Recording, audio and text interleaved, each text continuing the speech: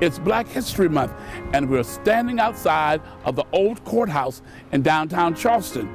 We're about to go inside to meet Judge Tamera Curry. She is now the president of probate judges for the National College of Judges around the country. Let's go inside and let's hear what Judge Curry has to say. Tell me something. Growing up, what were your aspirations?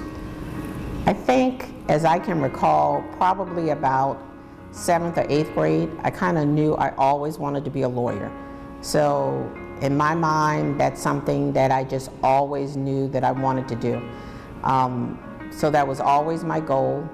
If I was not a lawyer, I always knew it would either be teaching, a professor, or politics. But I just always, the law was always in my heart, always a passion.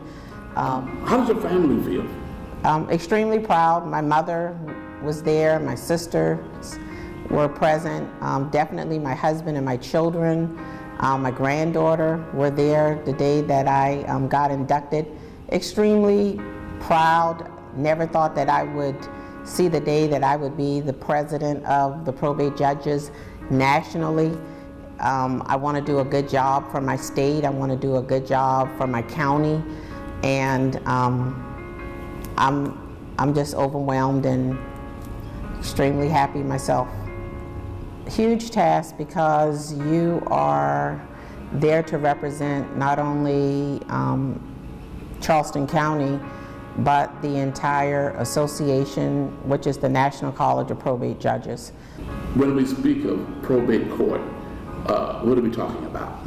We are talking about courts that oversee the estates of persons throughout the United States, whether or not we're talking about wills, estates, trust, guardianships, conservatorships, depending on what state you're located or presiding over.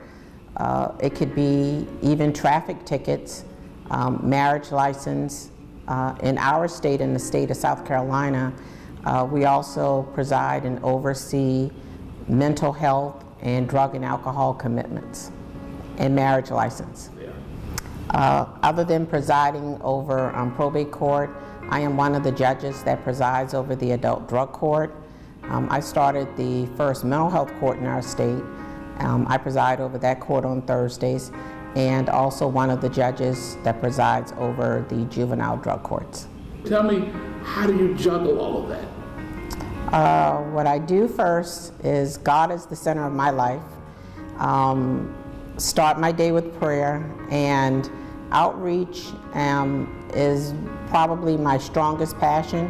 I enjoy working with the mentally ill, and so I just try to not overwhelm myself, but to know that whatever I'm doing or whatever I'm dealing with, that you do your best at what you're doing, and if you have too much on your plate, then what you decide is you take off what you cannot do, because if you can't give 100% at what you're doing, then you might as well not do 100 different things and give 10%. What would you say to others watching you today? What would you say to them about following your dream? That if you have a dream, that there is no dream that's too high to reach. That if you stumble and have an obstacle, that obstacle should never stop you. That there is no trial that's put before you that's not there for a reason, but it's not there to stop you, but that you should always forge ahead. Never stop, never give up. And if you have a stumbling block, to try to see what you can learn from it, learn it, and keep on forging ahead. And even if you have setbacks, don't look back, accept it, and move forward.